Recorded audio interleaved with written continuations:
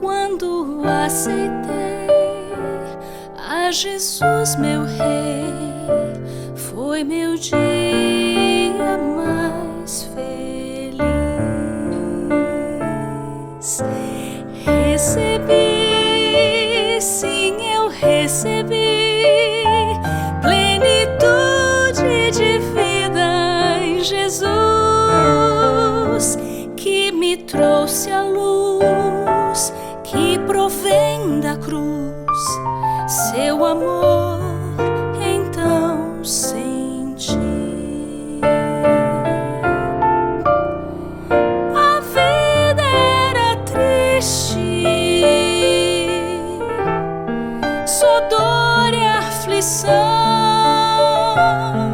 mas hoje é diferente com Jesus no meu coração.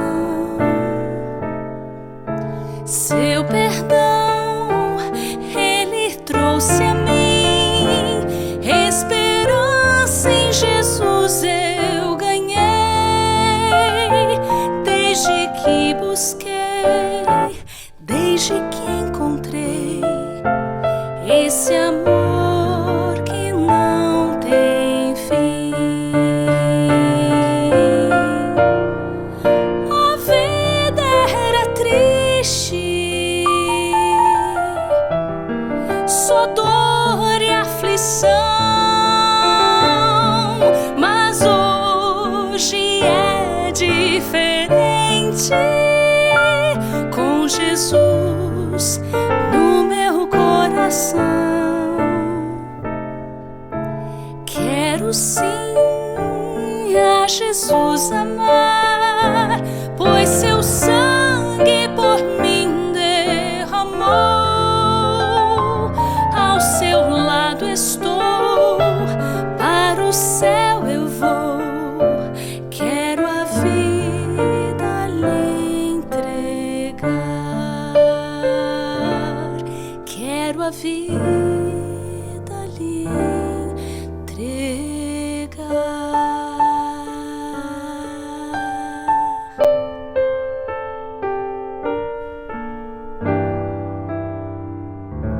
Olá, seja bem-vindo à nossa Escola Sabatina. É muito bom ter você aqui com a gente, podendo estudar nessa semana inteira esse momento aqui da lição, que nesta semana a gente está falando sobre o amor e a justiça de Deus. Hoje é a lição 3 e eu estou aqui com o Arthur. Seja bem-vindo. Muito obrigado, Danilo. O prazer é meu estar aqui. Que esse estudo aqui possa ser um estudo bem proveitoso para a gente. Amém. Você faz uma oração para a gente, Com por prazer. favor? Vamos lá. Querido e maravilhoso Deus, nós te agradecemos, Pai, porque o Senhor está aqui hoje nos convidando a abrirmos mais uma vez a Tua Palavra, a abrirmos mais uma vez a lição da Escola Sabatina desse trimestre. E hoje, Pai, vamos falar sobre Te agradar. Pedimos que o Senhor nos ajude a Te agradar, nos ajude a entender de que maneira podemos Te agradar. Isso, Pai, é o que nós Te pedimos e já Te agradecemos no doce e maravilhoso nome do nosso Senhor e Salvador Jesus Cristo. Amém. Amém. Amém. E a lição justamente é agradando a Deus. Será que a gente pode agradar, Arthur? Vamos ver aqui certinho. Vamos. A gente fala aqui, a lição começa falando justamente do filho pródigo, da história do filho pródigo. As pessoas conhecem o que aconteceu. O filho vai lá, pede a sua herança, antecipa a sua herança, o que de fato traz um certo desconforto, porque a herança só acontece quando alguém morre. Exatamente. O que deixa a entender que o filho considerava o pai como de fato O filho morto. mais novo, ele desonrou tremendamente o pai ao pedir a parte dele na herança, né? E o que aconteceu? Compartilha comigo o que aconteceu para a gente poder estudar aqui. Vamos lá. Aí o pai, né, bondosamente, ele reparte a herança entre os dois, né? É muito interessante que a Bíblia fala, e lhes repartiu, né? Ou seja, o mais velho, que até então não aparece, ele também recebeu a parte dele. O filho mais novo, né, infelizmente, considerando o pai um peso na sua vida, ele pega a parte dele e vai, segundo Jesus, para um outro país. Nesse país, ele dissipa todo o dinheiro dele com festas, com prostituição, com, né, hoje em dia a gente chamaria de baladas, né? E aí, quando ele menos percebe, ele está sem dinheiro sem amigos, né? Porque os amigos que ele tinha não eram amigos, eram aproveitadores. E quando ele menos percebe, ele está olhando para a comida dos porcos, que para o judeu é algo extremamente nocivo, né? Ele está olhando para aquela comida e dizendo, puxa vida, eu estou aqui desejando comida de porco, enquanto os empregados do meu pai estão recebendo comida. E ele né? toma uma Aí decisão ele naquele toma, momento. como Jesus diz, ele cai em si e volta para a casa do pai com um discurso assim, pai, olha, não sou digno de ser seu filho, me trate como um empregado, eu quero voltar, eu quero fazer parte da sua vida de novo. Né? Eu imagino ele voltando, decorando, pai, Isso. eu vou chegar pro meu pai e eu vou falar assim, olha, olhar, vou me ajoelhar, falar toda a minha frase que eu decorei. Exatamente. Mas qual foi a atitude do pai? É a mais linda de todas, né? Porque as pessoas chamam a parábola de a parábola do filho pródigo. Sim. Mas devia ser a parábola dos filhos perdidos ou a parábola do pai amoroso, né? Sim. Porque o pai, segundo o relato de Jesus, parece que ele está olhando para a estrada, esperando a volta do filho. E quando o filho aparece ali, ele sai correndo. É muito lindo isso, porque um ancião, uma pessoa de posses, ela não corre. Mas ali mostra o amor do pai transformado em ação. Ele corre até o filho lá vem com o discursinho dele, olha papai, olha, eu quero que você saiba, cala a boca meu filho, vem aqui me dá um abraço, revestiu ele de novo, colocou um anel dele, mostrando que ele é herdeiro sim, o amor do pai não acabou por conta dos pecados e dos erros que ele cometeu, mostrando como o amor de Deus ele é superior às nossas falhas. Né? Existe um detalhe que eu acho muito interessante, que a Bíblia fala que o pai se lançou sobre Exato. ele, o abraçou e o beijou. Exatamente. Para mim é uma demonstração de amor, porque aquele filho que estava morto voltou para a casa do pai. E na cultura hebraica, né, ele corre, se lança e o beija. Né? O beijo ali não é um beijo de pai para filho apenas, é um beijo de reconciliação. Você é meu herdeiro novamente, o anel de novo, sandália nos pés, roupa bonita, você é meu herdeiro e nada mudou. E eu quero só bater um ponto aqui, que eu gostei do que você falou, a parábola dos filhos perdidos. Exatamente. E por que os filhos está no plural, só para a gente entender? Porque são 2 filhos, Sim. E ao contrário do que muita gente pode imaginar, o filho mais novo ele é explicitamente perdido. Né? Ele não quer saber do pai, ele considera o pai um peso morto, tanto que ele pede a parte dele, mas o filho mais velho, que aparentemente é obediente, faz tudo o que o pai quer, ele também está perdido. Primeiro porque ele não se negou a receber a parte da herança dele. Ele podia dizer, não pai, de jeito nenhum, o senhor está vivo, se o senhor quiser dar parte do meu irmão mais novo, o problema é dele. Para mim não, mas ele recebe. Então ele também tinha ali um probleminha, né? É uma continuidade das parábolas anteriores de Lucas, né? A ovelha perdida, a dracma perdida e os filhos perdidos. Porque a ovelha perdida sabe que está perdida, mas não consegue voltar, precisa cair em si. A dracma perdida está dentro de casa, perdida também e não sabe que está perdido. O mais velho é a dracma perdida. Ele está perdido também, só que na mente dele, como ele é obediente, como ele trabalha para o pai, como ele faz tudo o que o pai manda, ele acha que também é amado por isso. Ele não é amado por ser herdeiro, porque o pai é amor. Ele acha que ele é amado pelo que ele faz. E esse é o grande problema de muitos seres humanos hoje. E é engraçado que ele é tomado por uma certa inveja, falando, poxa, eu estou aqui com você sempre, Exatamente. Faço tudo e você nunca matou um novilho para mim. Nem para os meus amigos, e para ele mata o novilho cevado. E ele fala assim, mas tudo aqui que é meu é seu. Exato. E ele nunca se ligou nisso. Por que você não está aproveitando? E eu sempre brinco assim, não existe intimidade maior que você possa ter com alguém do que abrir a geladeira de uma pessoa. Exatamente. Então, Deus quer que você abra a geladeira dele. Exatamente. E a gente se comporta como visita na casa de Deus. O tempo todo. A gente não quer ter essa intimidade. Fala, mas será que eu posso abrir a geladeira de Deus e pegar... Deus quer que a gente abra a geladeira. Exatamente. E ele estava perdido, porque existe um ponto aqui que eu achei interessante a gente colocar, e a lição fala bastante nisso, que Deus se alegra muito quando a gente se volta para Ele. É a busca dele, e Ele quer que a gente faça isso o tempo inteiro. Como é que a gente pode demonstrar, e agora passando por uma parte prática, esse amor por Deus? Porque Deus já nos demonstrou para a gente o amor dele através da cruz. Exato. É inegável, ninguém aqui consegue falar que ele não nos ama. Mas como é que a gente consegue demonstrar esse amor para Deus? Perfeito. É muito interessante essa pergunta, porque eu acho que o cristianismo hoje está sem saber essa resposta, né? A gente não é amado porque a gente é legal. Nós somos amados porque Deus é amor, né? Então eu não mereço o amor de Deus. Já não merecia Adão e Eva, já não mereciam Adão e Eva. Nós hoje com o pecado, menos ainda. Então Deus nos ama, não porque eu mereço esse amor. Então a gente não precisa fazer nada a princípio para Deus nos amar, para agradar a Deus. É uma busca ativa dele pra Exatamente. gente. Desde o jardim. Exatamente. Ele nos ama. Tanto que desde o jardim ele já prometeu o filho dele para vir para cá para ser picado pela cobra. Ele vai esmagar a cabeça, mas vai ser picado no calcanhar. Então, como é que a gente deve reagir a isso? Eu tenho que ter consciência de que Deus me ama a ponto de ter mandado, a ponto de ter vindo na presença de Cristo aqui conosco. E qual vai ser a minha resposta a esse amor? Eu acho que é aqui que muita gente se engasga. Porque como que eu respondo a esse amor? Eu vou achar que Deus me ama porque eu sou legal, porque eu faço coisas boas. O filho mais velho, né? Eu faço, eu obedeço, não sei o quê. Eu vou acreditar que Deus me ama porque eu sou legal, ou eu vou acreditar que Deus me ama porque Ele me ama, e Ele me ama tanto que Ele quer que eu responda positivamente a esse amor. Quando eu respondo positivamente a esse amor, eu não estou, como eu gosto muito de brincar, Deus não é um adolescente apaixonado que precisa de validação. Ele é Deus. Quando eu respondo positivamente ao amor dele, isso é benéfico para mim.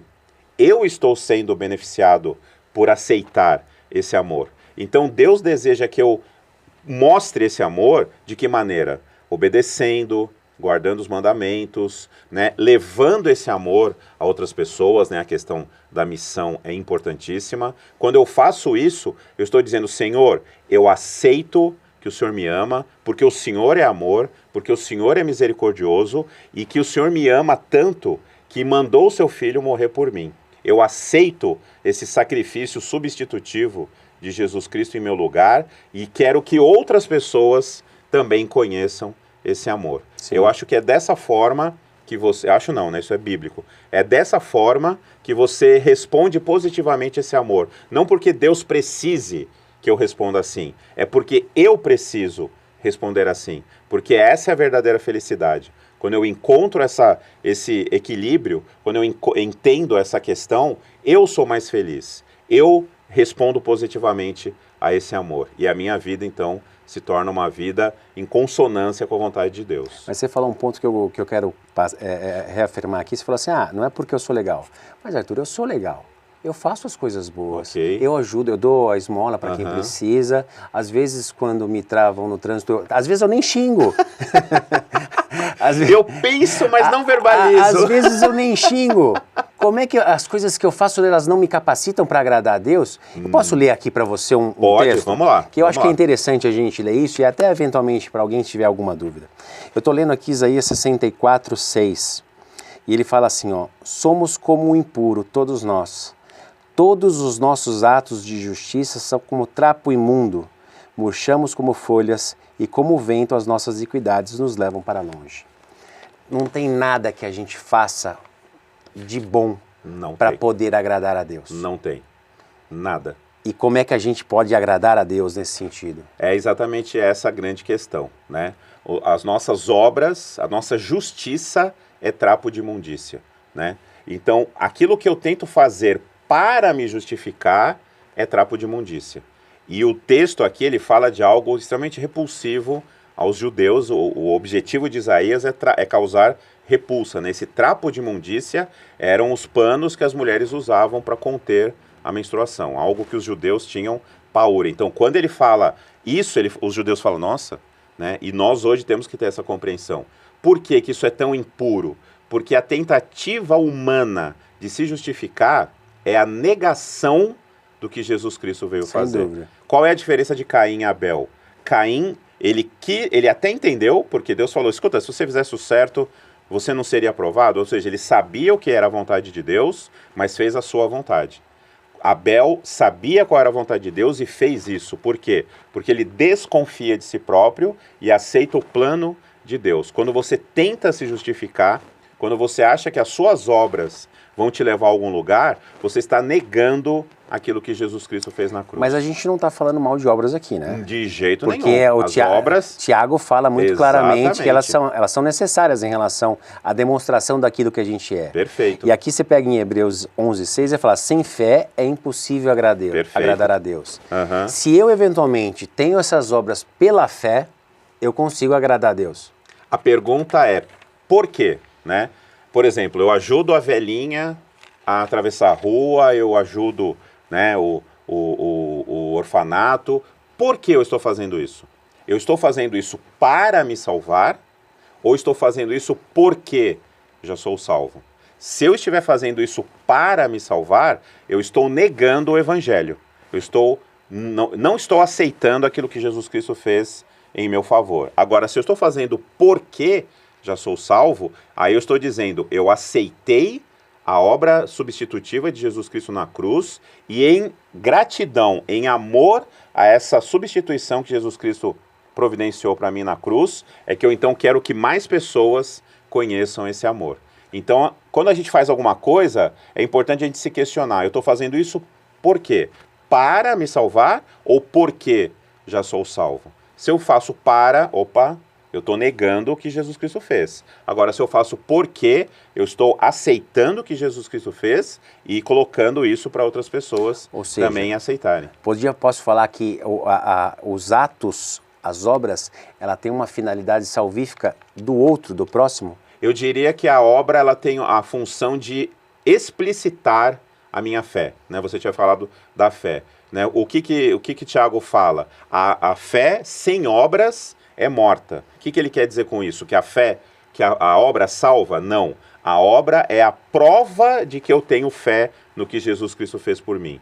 Como que eu sei, como que as pessoas podem dizer que o Arthur, que o Danilo confiam em Deus? Porque eles trabalham para que essa verdade apareça. Eu já me considero salvo e quero que outros também conheçam essa salvação.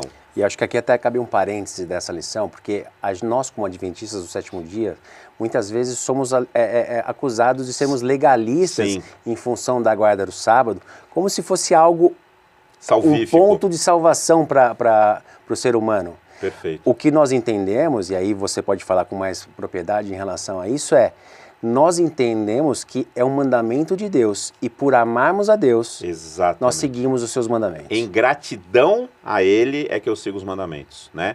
Jesus Cristo fala isso em João 14. Se me amais, guardais os meus mandamentos. Ou seja, se vocês me amam, se vocês me aceitam como seu salvador pessoal, se vocês creem que o que eu fiz na cruz é todo o suficiente para a salvação de vocês, guardem os mandamentos, não porque vocês vão se salvar, porque vocês já estão entendendo que eu salvei vocês. Guardem os mandamentos em gratidão, por amor ao que eu fiz a vocês. Então, a gente não é legalista, nós guardamos porque já estamos salvos, em gratidão a esse Deus maravilhoso que nos salvou. É isso aí, e eu comparo isso com o casamento, porque no final das contas, por que eu não traio minha mulher? Só porque eu sou casado ou porque eu a amo? Exatamente. Porque se eu a amo vai e ficar não feio pra mim? Não, é porque eu a amo e não vou. É um relacionamento de amor. Perfeito. E esse relacionamento, ele é exposto através das atitudes com as quais eu escolho fazer. É exatamente isso. A guarda dos mandamentos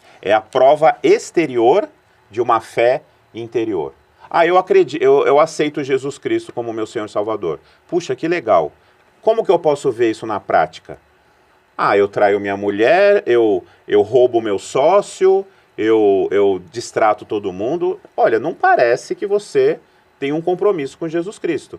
As suas obras estão te contradizendo. Sem dúvida. Né? Então é exatamente isso. Nós guardamos os 10 mandamentos, inclusive o mandamento que seria esquecido. Por quê? Porque nós amamos a Jesus Cristo e queremos exteriorizar a fé que nós temos nele. Maravilha. Eu quero mostrar ao mundo, inclusive ao próprio Deus, que eu aceito o que ele fez por mim. E Deus fica feliz em relação. Exato. Agradar a Deus é nesse sentido. Né? Esse é um ponto importante, porque às vezes a gente acha que eu preciso fazer coisas no sentido para agradar a Deus. O que ele quer é simplesmente um relacionamento Exatamente. Verdadeiro. Exatamente. Eu sempre coloco uma frase que eu aprendi no livro 95 Teses de Justificação pela Fé, do Morris Vanden.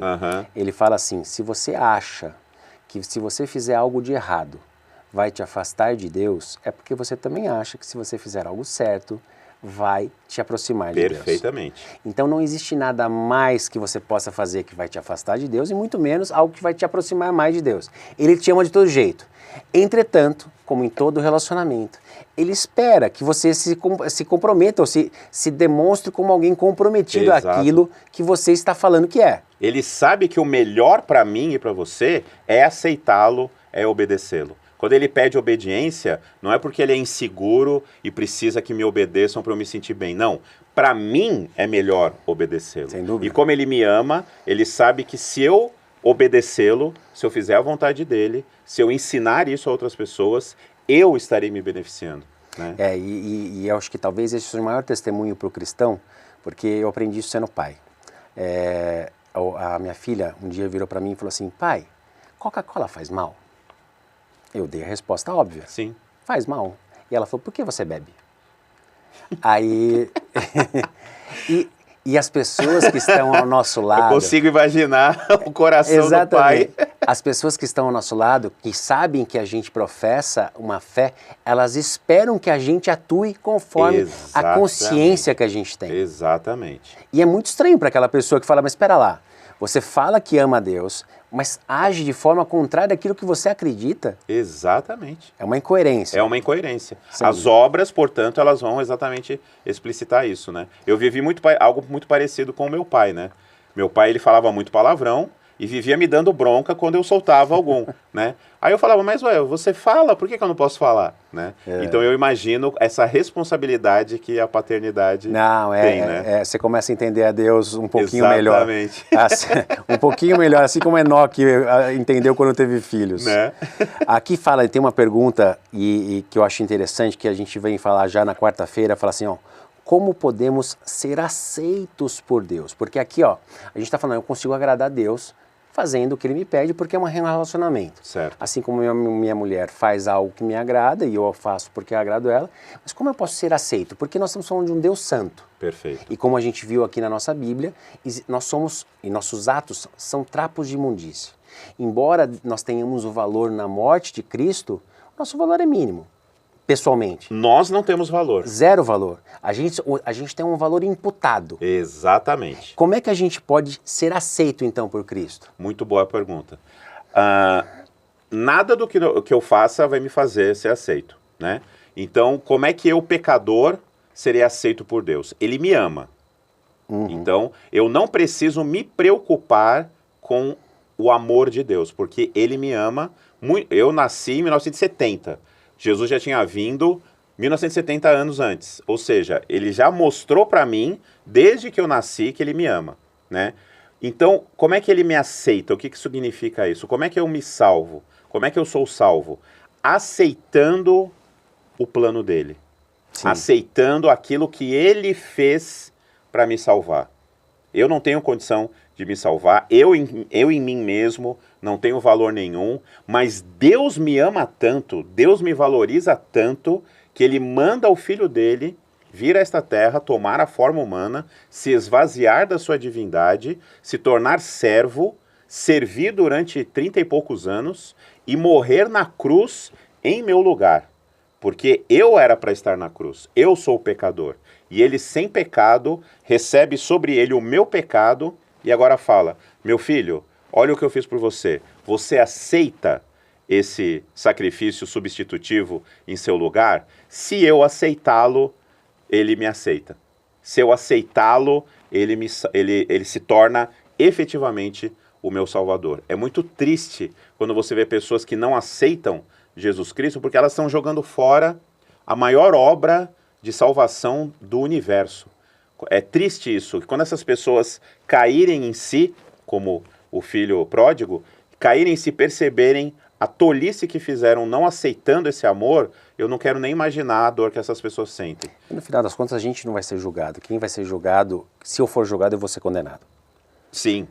Eu sempre me coloco numa posição, sabe quando você tenta se esconder atrás de alguém para entrar em algum lugar? Se me virem, eu não vou entrar. Eles têm que vir a Cristo. Tenho que permanecer em Cristo. Isso. Quando você o aceita, ele se torna o seu advogado. Ele se torna o seu representante junto ao Pai. Então, Deus vai abrir ali, né, fazendo uma alegoria, né? Deus vai ver e falar, nossa, Arthur, triste, hein? Não, Senhor, mas olha quem está me representando.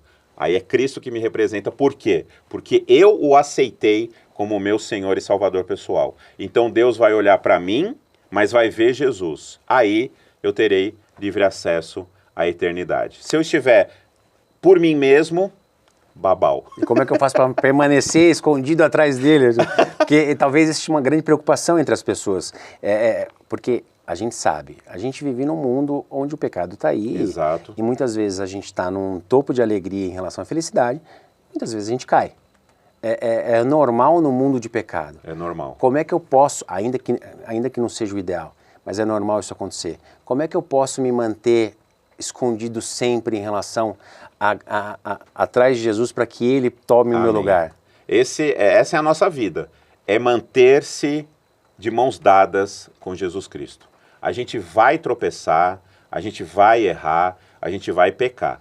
Ué, Arthur, mas a gente não tem que abolir o pecado? Sim, a gente tem que abolir os hábitos pecaminosos, né? O dolo, né? Quem é da lei, Sim. Quem é do direito entende isso melhor, né? A culpa e o dolo. Deus deseja que a rebelião não faça mais parte da minha vida. Agora, o estado pecaminoso vai me acompanhar até a volta de Jesus Cristo. Esse estado pecaminoso pode me fazer pecar? Pode e vai. Ninguém aqui quer esconder o sol com a peneira. Nós vamos tropeçar, mas não larguemos da mão de Cristo, porque Ele vai nos levantar, Ele vai nos perdoar, nós vamos nos arrepender desses atos que vierem, e aí a continuidade está garantida.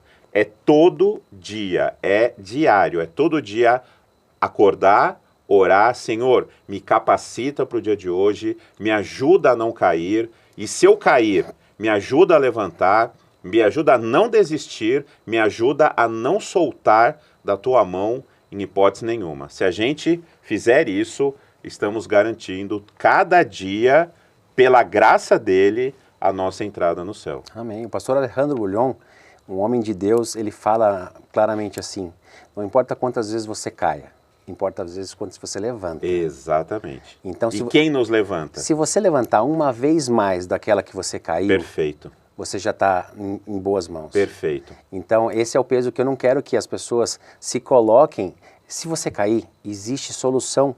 Existe uma morte já feita desde a fundação do mundo que está disposta a te perdoar independente do que você tenha feito. Amém. Independente se essa mensagem está chegando num presídio, aonde quer que seja, ou se você está no seu quarto triste porque algo muito profundo aconteceu e você acha que não tem mais solução.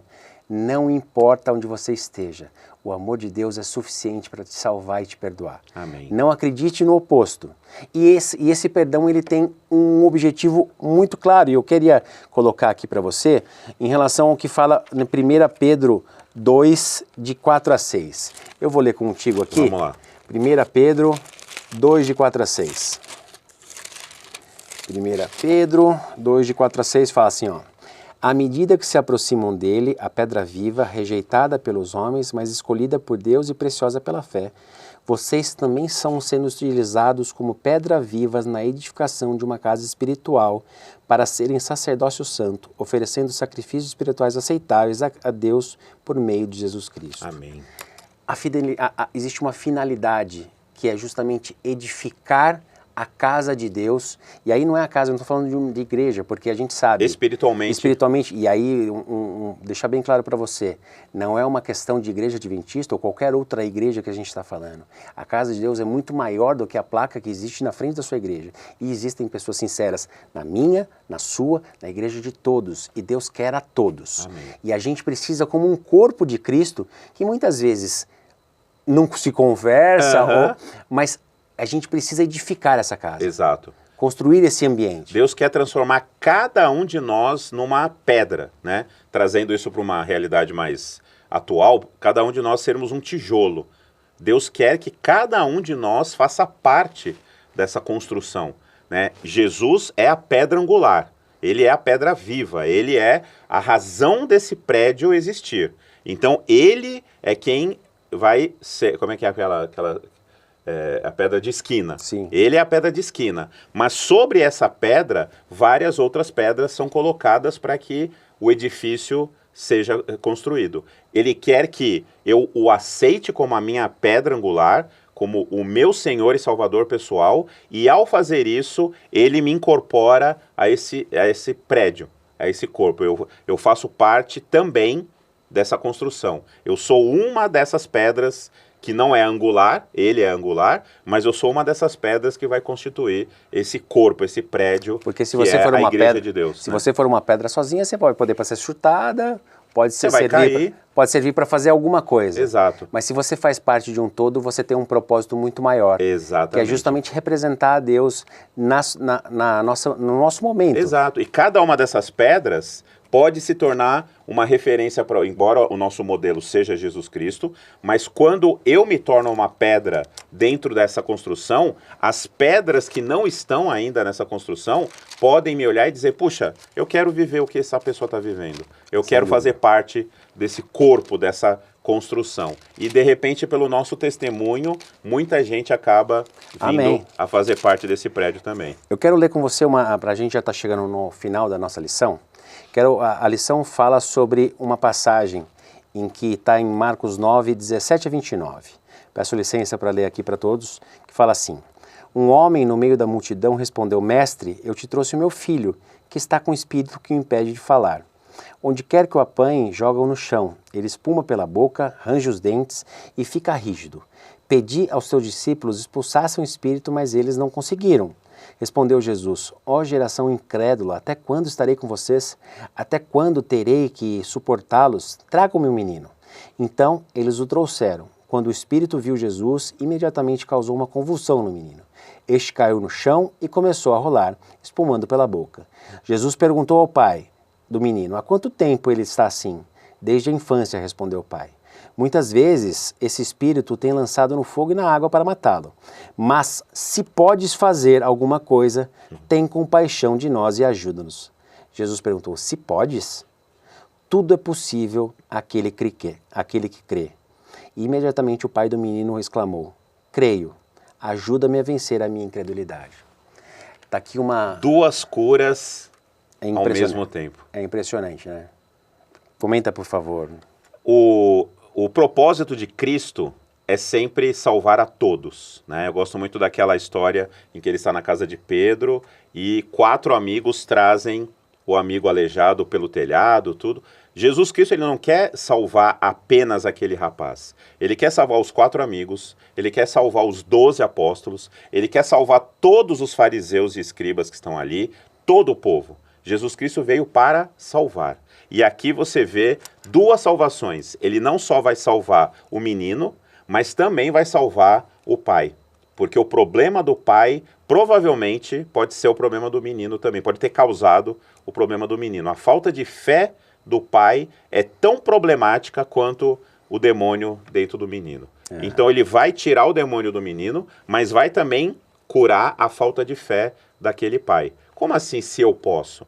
Né? Eu posso e preciso que você creia que eu posso. Porque se você não crer, quantas vezes Jesus falou, né? A tua fé te salvou. Não, quem salvou foi Jesus. Mas através do quê? Da fé da pessoa em crer que ele podia fazer aquilo, né? Sem fé é impossível agradar a Deus. A gente tem que crer que ele é o Salvador, que ele é o galardoador. Então, eu confio em Jesus Cristo, né? A gente é salvo pela graça mediante a fé. Então, o que esse pai sofreu, na verdade, o que esse pai foi curado, do que esse pai foi curado, é tão importante do que o menino foi curado. Porque esse pai saiu dali salvo, o menino saiu dali curado. A gente precisa, talvez, muitas vezes, passar pelo mesmo processo. A minha fé precisa ser aumentada. Eu preciso crer a cada dia, e Satanás de hoje até a volta de Jesus vai fazer de tudo para que essa fé esmoreça, e ela até pode esmorecer, mas a gente não pode largar o braço, não pode largar a mão. Então, orar pedindo fé é algo tremendamente legítimo e que a gente deve fazer isso todo dia, porque senão a gente pode também esmorecer, e Jesus ele coloca ali em pé de igualdade. O problema do menino não é mais grave do que o problema do pai. Se esse pai não tiver fé no que Jesus pode fazer, Jesus até tem o poder para fazer, mas o milagre não vai acontecer. Amém. E a gente está chegando ao seu final, e eu queria deixar só um recado que talvez seja um recado muito importante para todos que estão ouvindo. E o exemplo desse pai é um exemplo que serve para todos nós. O pai poderia ter falado, eu creio muito, quero salvar o meu filho, mas ele foi sincero e levou Amém. a sua incredulidade para Deus. Porque muitas vezes a gente se cobra, fala, mas eu não posso duvidar. A dúvida é pecado. Não se pergunta por quê, mas para quê, né? Você pode duvidar. Jó, como a gente falou aqui, ele duvidou e perguntou, mas por que está acontecendo isso? E eu vou utilizar a resposta que Deus deu para Jó para a gente finalizar aqui. A todas as perguntas que Jó fez, só teve uma resposta. Deus falava, onde você está, onde você estava, onde você estava? Ele fala assim, eu sou. Você não precisa se preocupar. Se você tem falta de fé, Deus é. Você não precisa se preocupar. Se você está passando por um problema muito grande, Deus é. Não precisa se preocupar. Ele é na sua vida, Ele é na minha vida, Ele é na vida do povo em que Ele morreu para salvar. Então essa é a nossa resposta. Rasgue o coração para Deus. Sem dúvida. Seja sincero com Ele. Ele sabe quem você é. Mas se você não falar a verdade, você está tentando esconder a verdade dele. Como Pedro fez, né? Como Pedro fez. Ele falou, não, eu não vou te... Deixa comigo. Eu saco a minha espada e defendo você. E acabou a noite negando ele 3 vezes. Exato. Que nós Seja possamos sincero. aceitá-lo sempre. Amém. Você faz uma oração para a gente Com terminar, por prazer. favor? Querido e maravilhoso Deus, nós te agradecemos, Pai, pelo privilégio que o Senhor nos concedeu aqui de podermos falar sobre o capítulo 3 da lição desse trimestre, de podermos falar, Pai, como te agradar e, mais do que tudo, Pai, queremos aprender verdadeiramente como te agradar. Nós não precisamos fazer nada para te agradar. Precisamos, sim, aceitar o que o Senhor já fez por nós, principalmente na cruz do Calvário. Ajuda-nos, Pai, a sermos os homens e as mulheres que o Senhor deseja que nós sejamos. Que nós entendamos o teu sacrifício, o aceitemos e testemunhemos desse sacrifício para todos aqueles ao nosso redor, para que quando o Senhor vier, estejamos todos salvos, aguardando o Deus em quem confiamos. Tudo isso, Pai, nós te pedimos e já te agradecemos, no doce e maravilhoso nome do nosso Senhor e Salvador Jesus Cristo. Amém. Muito obrigado e até a próxima.